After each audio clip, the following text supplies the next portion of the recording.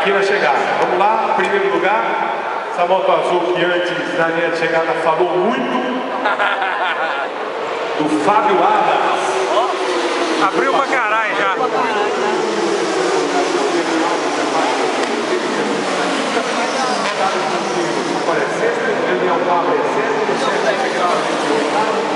Aí ele aí, ó. Ah, ele já tá. O moleque manda pra caralho.